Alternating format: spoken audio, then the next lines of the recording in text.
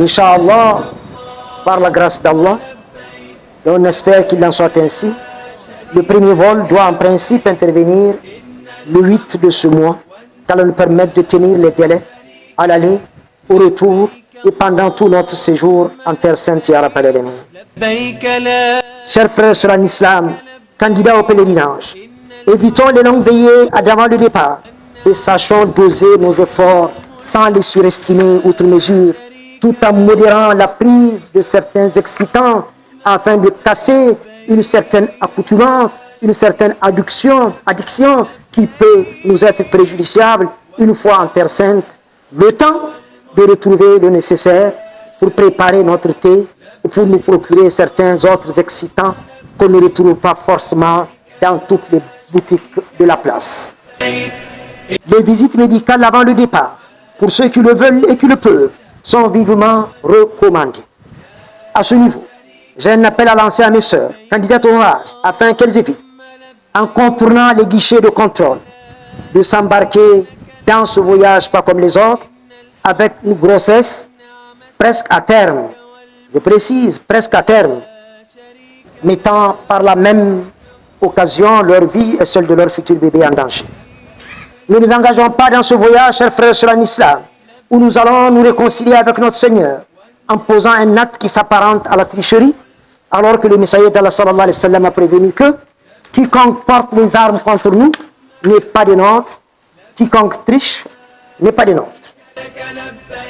Pour ceux qui ont les moyens et l'expertise en la matière de se doter, le volet de l'hygiène, de la santé, d'une petite trousse médicale, même si notre pays, le Niger, fait partie de l'un des rares pays qui a eu l'autorisation des autorités saoudiennes de se faire accompagner officiellement par une mission de santé dûment agréée dans le pays d'accueil et qui s'acquitte de sa mission dans les règles de l'art. Qu'il en soit ainsi cette année encore, Ya Rabbal Alamin.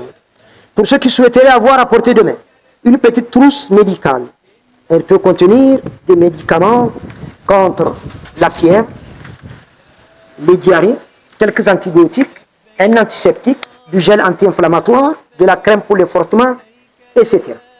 Je me suis référé en dévoilant cette shortlist au conseil d'une sœur, docteur de son état, qui a une large expérience du pèlerinage pour l'avoir elle-même effectué à plusieurs reprises.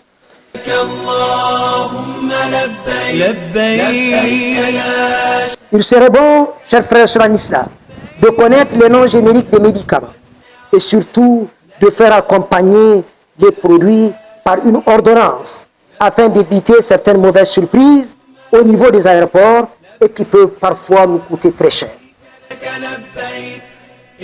Garder son calme et sa sérénité, quoi qu'il arrive, Inch'Allah, en acceptant dès le départ qu'un vol annulé n'est pas synonyme de Hajj raté ou de Hajj annulé. Les contrariétés, ça ne manque pas. Sachons garder notre calme jusqu'à notre retour au domicile. Et même après, bien entendu. Garder son calme, c'est une vertu à observer, pas seulement pendant le Hajj.